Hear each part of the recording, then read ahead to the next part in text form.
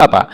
Rasulullah mempersaudarakan Bilal dengan Abu Ruwaim Al-Qutsami atau Salman Al-Farisi. Ya, padahal Bilal ini orang Afrika yang berkulit hitam, sementara Salman Al-Farisi orang berkulit putih, ya, dari bangsa Persia. Ya, atau dengan Mus'ab bin Umair yang berasal dari Mekah. Ya, jadi pada masa itu, Pak, orang-orang yang sudah masuk Islam, yaitu sahabat Nabi, para sahabat Nabi ini bukan hanya dari orang-orang Arab, yang dari Persia ada, yang dari Romawi ada, yang dari Afrika ada, yang dari Yahudi ada. Ya, jadi ada orang Yahudi pertama yang masuk Islam itu namanya Husain bin Salam, yang kemudian setelah masuk Islam diganti namanya oleh baginda Nabi menjadi Abdullah bin Salam. Ya, jadi ini adalah orang pertama Yahudi yang masuk Islam.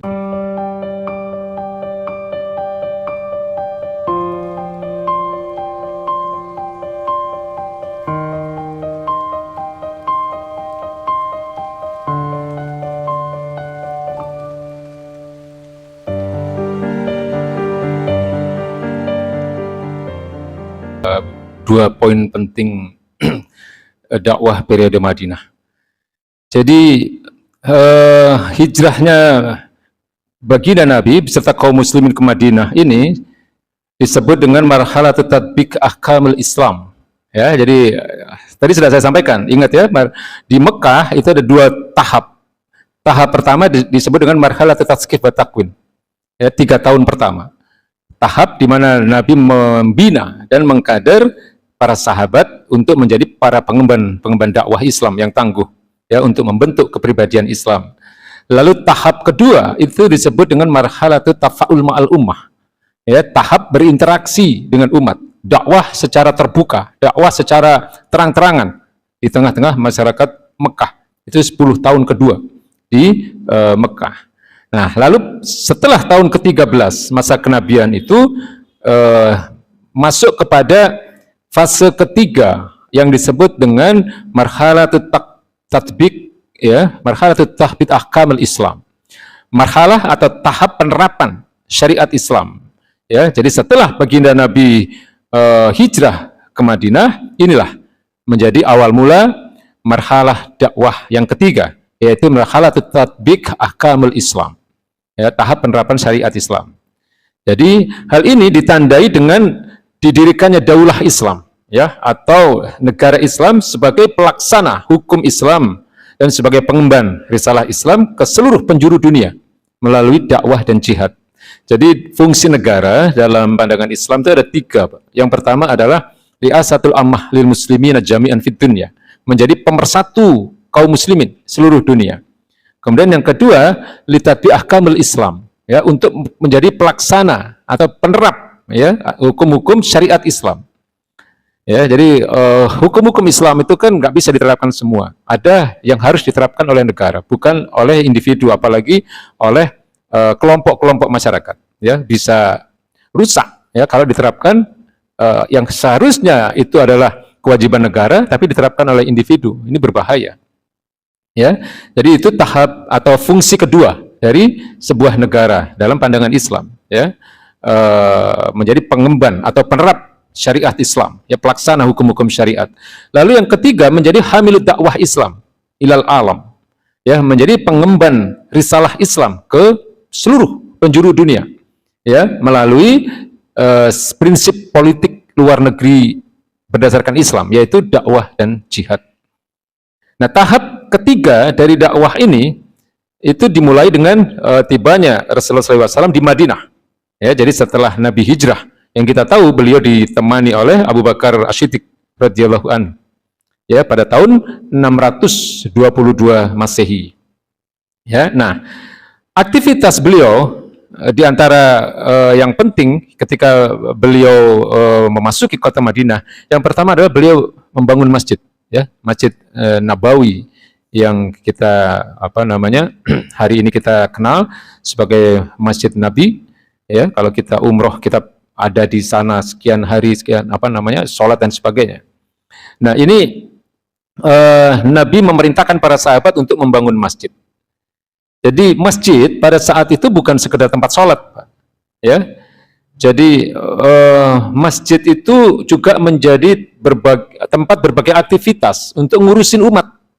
Ya, masjid itu menjadi tempat Nabi berdiskusi, ya, untuk menyelesaikan problematika yang ada di tengah-tengah masyarakat. Ya, soal ekonomi, soal sosial, ya, soal hukum dan seterusnya. Ya, jadi Nabi itu menjadikan masjid itu sebagai tempat berkumpulnya istilahnya para pejabat lah, ya, orang-orang penting untuk bermusyawarah, untuk membahas tentang berbagai persoalan umat, untuk membina ukhuwah, ya, untuk mendidik umat dalam akidah Islam, ya, mengatur berbagai persoalan kaum muslimin, ya, sekaligus juga untuk menjadi tempat untuk kadang harus diputuskan hukum, ya, suatu keadaan misalnya, ya, menjadi tempat latihan perang, ya, jadi tempat latihan jihad. Ya, jadi ini fungsi masjid pada saat itu, ya, yang dicontohkan oleh baginda Nabi Muhammad SAW. Kemudian yang kedua, ini juga penting, Pak. Ya, karena pada saat itu Madinah itu bukan hanya dihuni oleh orang Islam, ya. Jadi ada bahkan orang Islamnya sendiri kurang dari 50% sebenarnya. Yang 60% itu orang-orang Yahudi, ya, orang-orang musyrik, ya, orang-orang kafir, bahkan ada orang-orang yang tidak bertuhan.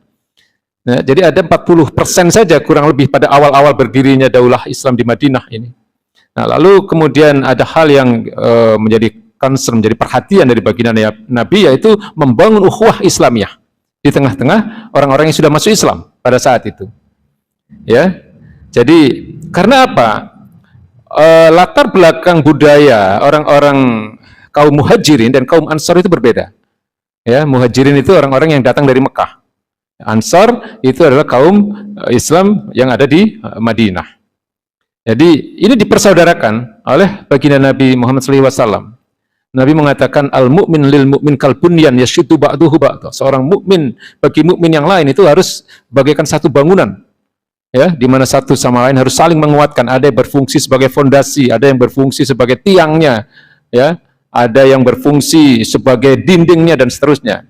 Ya, al-mu'min lil mu'min kal bunyan yashuddu ba'duhu ba'dha. Seorang mukmin bagi mukmin yang lain itu bagaikan masing-masing atau bagian-bagian dari bangunan yang satu sama lain harus saling menguatkan. Atau dalam hadis yang lain Nabi mengatakan masalul jasad, ya, bagaikan satu tubuh, di mana kalau ada satu anggota tubuh yang sakit maka seluruh badan itu terasa sakit. Betul ya, Pak, ya? Kalau Bapak kesleo di bagian kaki misalnya, badan bisa panas dingin itu kan. Ya kan, jadi pusing, demam dan seterusnya. Nah, orang Islam itu harusnya begitu, ya. Jadi kalau ada umat Islam yang tersakiti, harus ada rasa ikut sakit juga, gitu, Pak. Lalu apa yang harus kita lakukan? Kan begitu. Ya, kayak apa yang hari ini terjadi di Palestina, itu kalau kita istilahnya kita tidak peduli, ya, kita tidak ikut merasa sedih, kita tidak ikut merasa sakit, ya. Bahkan kadang kita harus menangis itu, Pak, melihat apa yang dialami oleh saudara-saudara kita yang ada di Palestina. Ya, akan diragukan keimanan kita itu, ya, kalau kita tidak sedih ketika melihat ada saudara-saudara kita kaum muslimin yang terzalimi.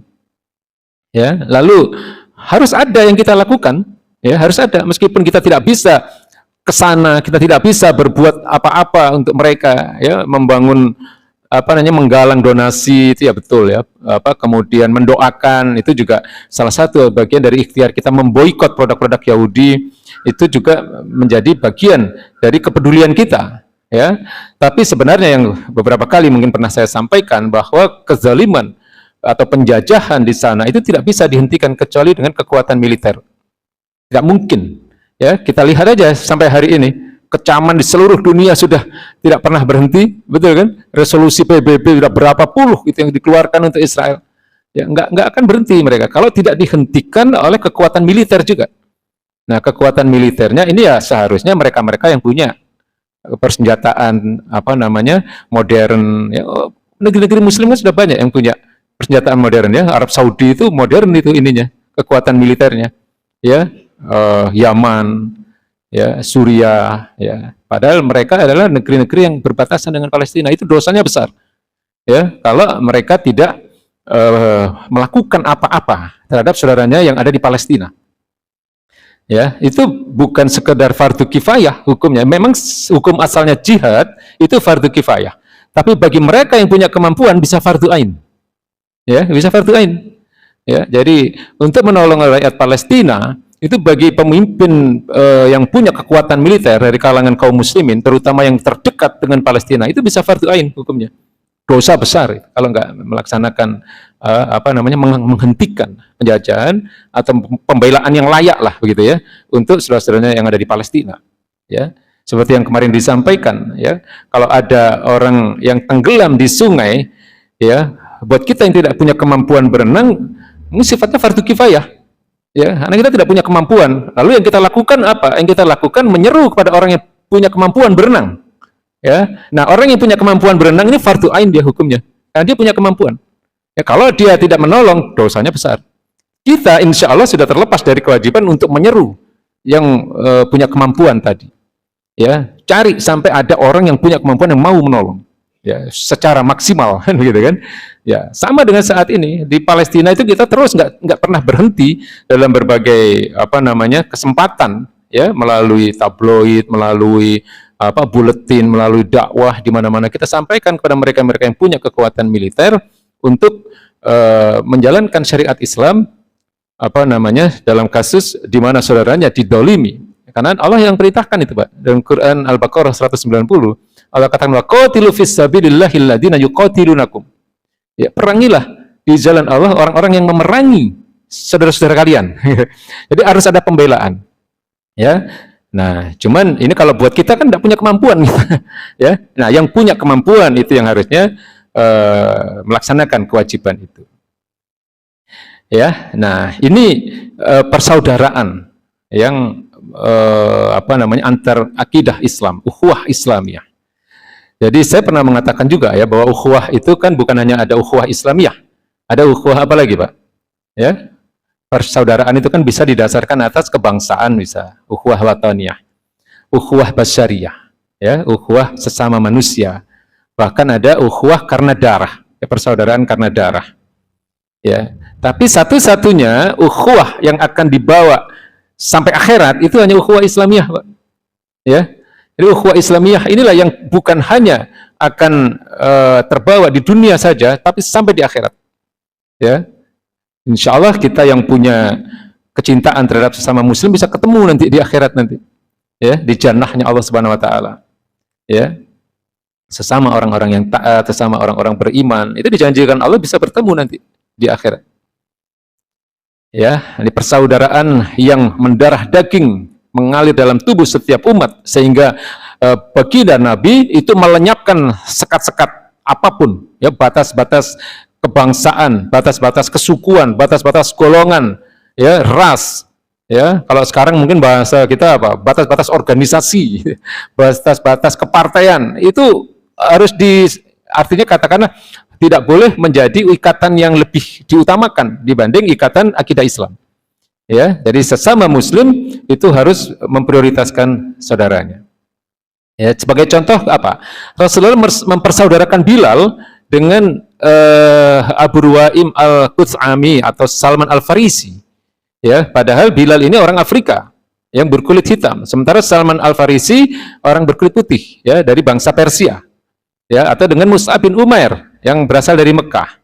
Ya, jadi pada masa itu, Pak, orang-orang yang sudah masuk Islam, yaitu sahabat Nabi, para sahabat Nabi ini bukan hanya dari orang-orang Arab, yang dari Persia ada, yang dari Romawi ada, yang dari Afrika ada, yang dari Yahudi ada. Ya, jadi ada orang Yahudi pertama yang masuk Islam itu namanya Husain bin Salam, yang kemudian setelah masuk Islam diganti namanya oleh baginda Nabi menjadi Abdullah bin Salam. Ya, jadi ini adalah orang pertama Yahudi yang masuk Islam. Jadi ini yang kemudian oleh baginda Nabi dikatakan bahwa kebangsaan itu hanya faktor lahiriah saja. Dan Allah juga mengatakan wa ja'alnakum syu'uban wa qabail. Ya, kami jadikan kalian bersuku-suku dan berbangsa li ta'arufu, hanya untuk saling mengenal saja.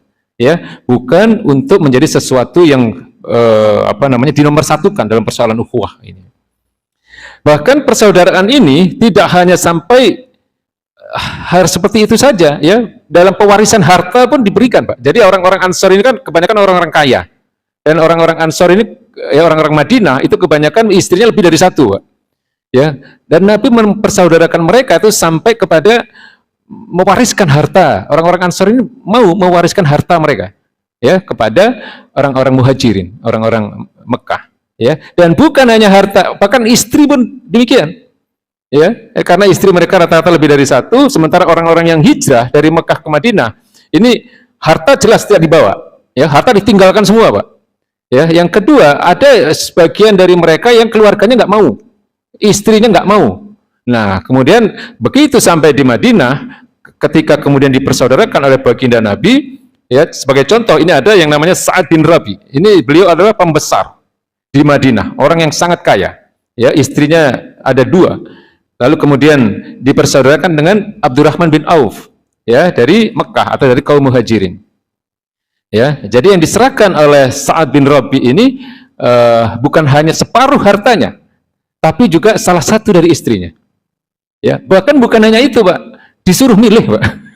Jadi, kalau Abdurrahman bin Auf mau milih salah satu, yang satu akan diceraikan oleh Sa'ad bin Rabi ini. Ya, ini sebelum adanya larangan mewariskan istri ya.